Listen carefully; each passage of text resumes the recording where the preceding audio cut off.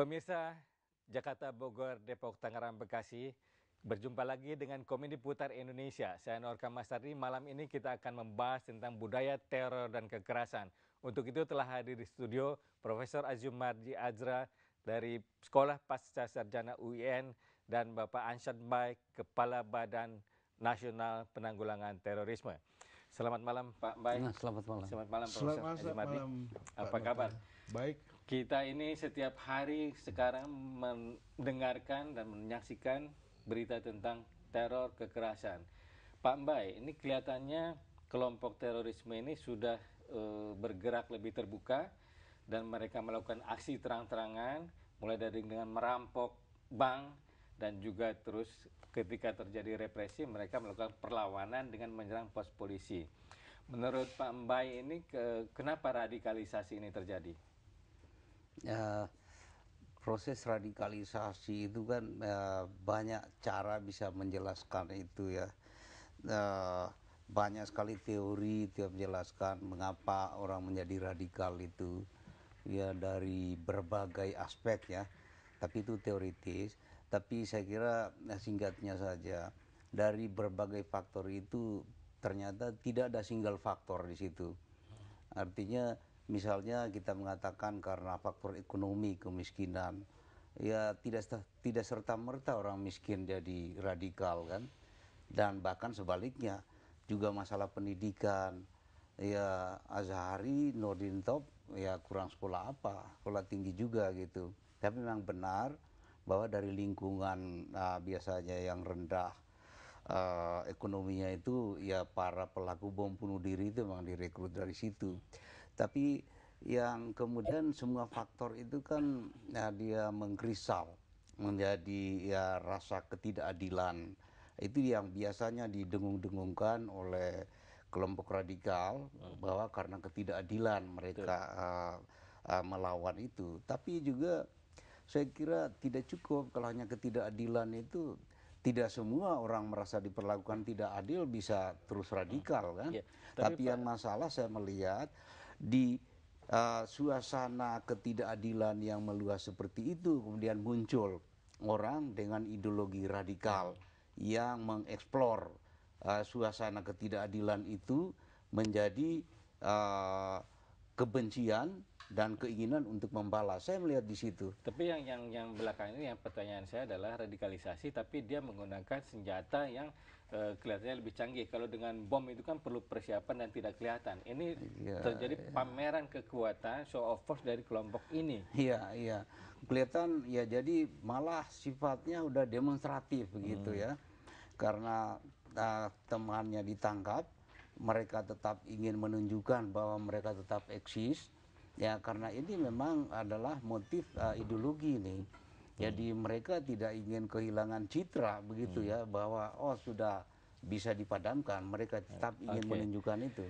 Baik, Profesor Azumardi, ini tadi kan kita bicara soal ketidakadilan. Memang dari semua gerakan terorisme internasional dari zaman dulu bahwa mereka merasa diperlakukan tidak adil oleh rezim yang berkuasa atau oleh kapitalisme global, kolonialisme, sehingga mereka melakukan perlawanan. Apakah di Indonesia bisa karena itu?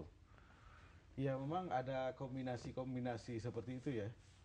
Kombinasi antara faktor domestik gitu maupun juga faktor politik internasional. Dan biasanya memang di Indonesia sungguhnya kemunculan gerakan terorisme itu sungguhnya tidak tipikal gitu. Tidak tipikal, tidak karakteristik gitu. Biasanya gerakan terorisme itu muncul di kawasan-kawasan di mana rejim-rejim yang berkuasa itu represif. Kita lihat di Timur Tengah banyak sekali rejim yang represif, sehingga kemudian terutama dimulai ya terjadi circle of terrorism, lingkaran terorisme, negara melakukan terorisme terhadap mereka yang menentang mereka gitu, yang mengoposisi mereka, dan kemudian oposisi juga melakukan gerakan-gerakan keras akhirnya kepada terorisme gitu. Nah di Indonesia rejim yang berkuasa khususnya sejak masa reformasi itu tidak menindas umat Islam gitu kan, tidak menindas siapa-siapa, tidak represif. Nah cuma oleh karena itulah semula karena rejimnya tidak represif, maka kalau kita lihat dari gerakan-gerakan terorisme yang besar di Indonesia, mulai dengan bom Bali pada tahun 2002, itu isu yang diangkat itu yang pertama itu adalah anti Amerika, ya kan? Kenapa mereka melawan Amerika? Karena Amerika dalam pandangan mereka melakukan ketidakadilan dan bahkan melakukan konspirasi untuk menghancurkan umat Islam dan Islam di Palestina, di Afghanistan dan di Irak. Oke. Nah, tapi belakangan sekarang bergeser ke pemerintah atau ke dalam masyarakat Indonesia. Gitu. Nah, saya ingin tanyakan juga, Profesor. Kita sebenarnya kan sudah mengenal adanya kekerasan dan berdasarkan agama terutama. Zaman dulu kan ada Kahar Muzakar, ada DTI Kartosuwiryo. Itu apakah ini sama nih latar belakang unsurnya? Apakah pengaruh NII zaman Orde Baru ada negara Islam Indonesia? Apakah memang karena kita sudah punya akar itu sehingga cukup rasional lah bisa dipahami kalau gerakannya ekstrim ini muncul lagi? Oh, beda sekali ya. Kalau dulu gerakan-gerakan seperti itu ya muncul karena konsolidasi republik yang belum tuntas pada waktu itu. Kartosuwiryo ya mulai dari pertikaian di kalangan TNI ya, yang kemudian dia mengangkat